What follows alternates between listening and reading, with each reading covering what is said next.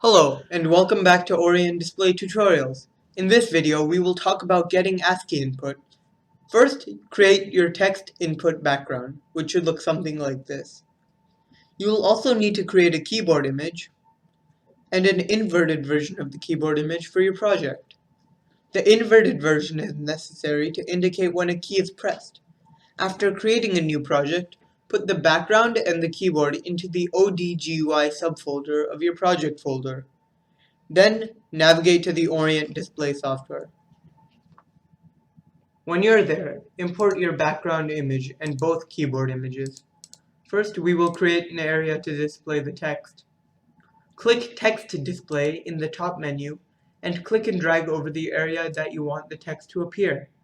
On the right-hand side, set the VP to 0200. The reason that we are using a bigger address is that we will reserve range for more letters. After setting the VP, set the text color to whatever you would like. In our video, we will use 001F blue. Then set the encoding mode to 8-bit, text length to 100 letters, and the font 0 ID to 0. Next, set font 1 ID to 0, as it is default in ASCII. Then, set the X dot matrix field to 32, and the Y dot matrix field to 32 as well. Then go to the Properties tab and change the font size to whatever you want. Make sure not to set it too small or it will not appear good on the LCD. Set the horizontal interval to whatever you'd like. Here we'll set it to 0. And the same is for the vertical interval. We're going to set the initial value to Orient Display.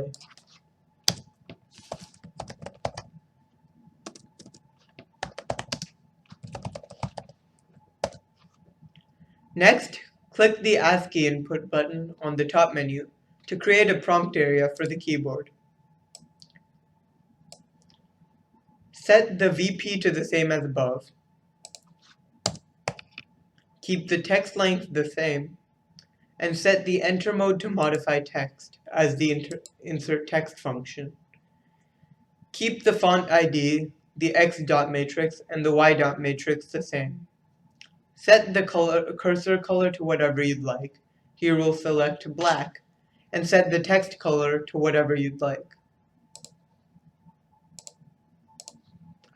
Set the keyboard location to the other page, and click the keyboard set button, and another window should pop up.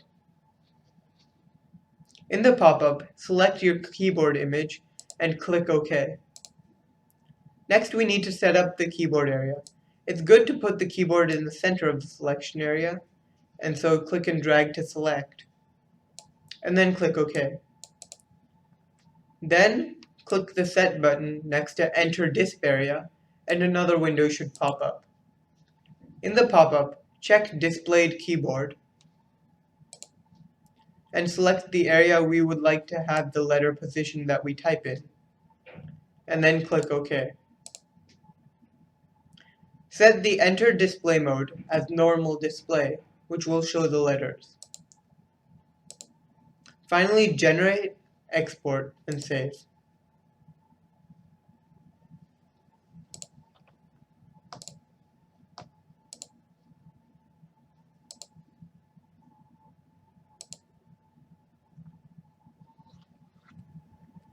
Now we are going to talk about how to add GBK input. Copy and paste the text display area and drag it over to the GBK input section.